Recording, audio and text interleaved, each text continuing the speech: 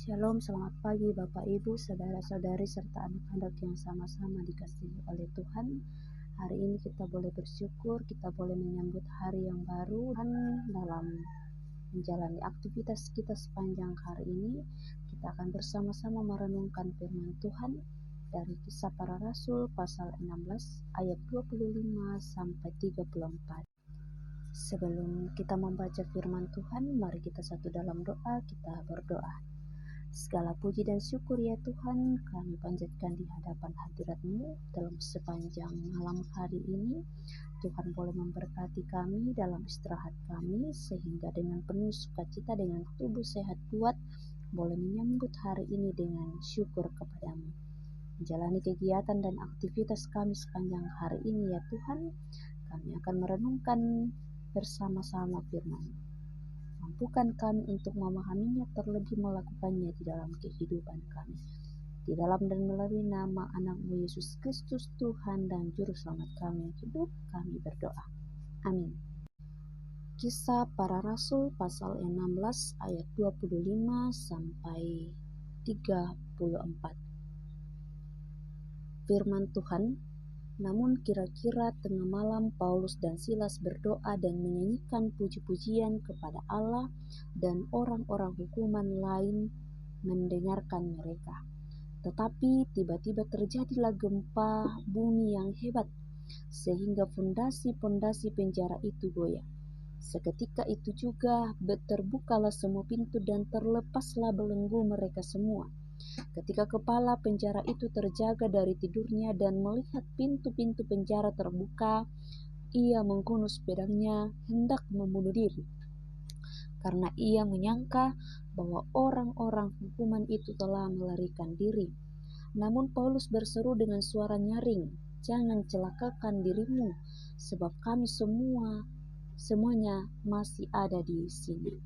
Kepala penjara itu menyuruh membawa suluh, lalu berlari masuk, dan dengan gemetar sujudlah ia di depan Paulus dan Silas. Ia mengantar mereka keluar sambil berkata, "Tuan-tuan, apa yang harus aku perbuat supaya aku diselamatkan?" Jawab mereka, "Percayalah kepada Tuhan Yesus dan engkau akan selamat, engkau dan seisi rumahmu." Lalu mereka memberitakan firman Tuhan kepadanya dan kepada semua orang yang ada di rumahnya. Pada tengah malam itu juga kepala penjara itu membawa mereka dan membasuh luka mereka. Seketika itu juga ia dan keluarganya dibaptis. Lalu ia membawa mereka keluar ke rumahnya dan menghidangkan makanan kepada mereka. Ia sangat bergembira bahwa ia dan seisi rumahnya telah percaya kepada Allah. Amin. Bapak Ibu, dari bacaan kita hari ini bersama-sama kita akan merenungkan satu tema, engkau dan seisi rumahmu akan selamat. Kisah pembacaan kita hari ini menceritakan tentang kisah seorang pelayan Tuhan, yaitu Paulus, Silas, dan beberapa orang lain yang ditahan di dalam sebuah penjara. Dan hal yang menarik yang mereka lakukan dalam penjara itu ialah mereka menyanyikan puji-pujian kepada Allah. Dan terjadilah suatu gempa bumi, sehingga pintu penjara itu menjadi terbuka. Kepala penjara yang menyaksikan peristiwa itu menjadi takut. Kepala penjara ini bertugas untuk mengunci pintu sel, memastikan rantai terpasang, serta menjaga ketat tahanan agar tidak bebas, dan tentu sangat tertekan dengan kejadian terbukanya pintu penjara pada malam hari itu juga. Makanya dikatakan bahwa kepala penjara ini menjadi takut, dan ketakutannya itulah hampir kemudian membuatnya bunuh diri. Ketika Paulus memastikan kepadanya bahwa tidak ada satupun tahanan yang kabur, kepala penjara ini malah mendapat kesempatan yang luar biasa untuk membuka penjara dirinya sendiri. Dari ketakutan karena merasa tidak bekerja dengan baik, kemudian akhirnya berubah menjadi kerinduan untuk beroleh selamat. Kepala penjara yang menyaksikan peristiwa itu dalam ketakutannya ia sempat bertanya kepada Paulus dan semua tahanan itu, "Tuan-tuan, apakah yang harus aku perbuat supaya aku selamat?" Paulus menjawab, "Percayalah kepada Tuhan dan engkau akan selamat, engkau dan seisi rumahmu." Perjumpaannya dengan Yesus tidak hanya menyelamatkan dirinya sendiri, melainkan seisi rumahnya. Tentulah kita semua mau melihat seisi rumah kita beroleh keselamatan, kedamaian, dan ketentraman.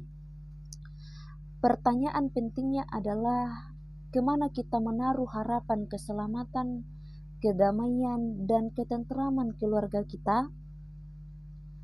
Belajar dari kepala penjara dalam bacaan kita hari ini, mungkin saja ia merasa bahwa seisi rumahnya telah aman apabila ia sudah memiliki pekerjaan, melakukannya dengan baik tanpa kesalahan apapun.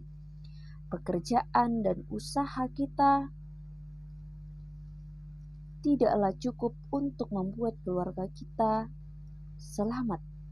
Dasar dari seluruh hidup kita yang selamat beserta seisi rumah kita adalah dengan percaya kepada Tuhan Yesus. Kita menyaksikan semua kuasa, kita menyaksikan semua karunia, kita menyaksikan semua pemeliharaan Tuhan dalam kehidupan kita secara pribadi atau bahkan dalam kehidupan keluarga kita. Amin firman Tuhan. Bapak Ibu, mari kita satu dalam doa. Kita berdoa. Terpujilah kekal nama-Mu ya Tuhan, Sang Pemilik kehidupan kami, yang senantiasa menuntun kami dalam menjalani hari-hari kami. Bersyukur bahwa hari ini kami akan menjalani hari yang baru. Terima kasih untuk sehat kuat yang senantiasa Tuhan anugerahkan. Berdoa untuk semua anggota jemaat-Mu yang dalam pergumulannya masing-masing dalam kehidupan mereka masing-masing dalam menjalani hari-hari mereka hari ini. Berkati mereka dalam pekerjaan, baik yang akan diangkat dari pekerjaan yang akan dikerjakan di rumah ataupun pekerjaan yang dikerjakan di luar rumah. Yang sedang dalam kelemahan tubuh ya Tuhan, berkati semua umat-Mu, baik yang dirawat di rumah sakit maupun yang dirawat di rumah. Biarlah mereka senantiasa juga menaruh harap hanya kepada Tuhan saja. Pun Tuhan, kami berdoa untuk semua umat-Mu dalam kehidupan mereka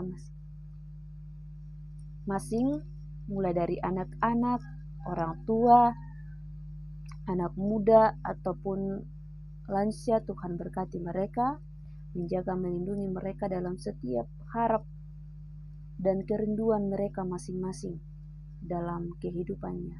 Anak-anak dalam pertumbuhan pun Tuhan berkati, biarlah mereka semua senantiasa bertumbuh di dalam cinta dan kasih Tuhan.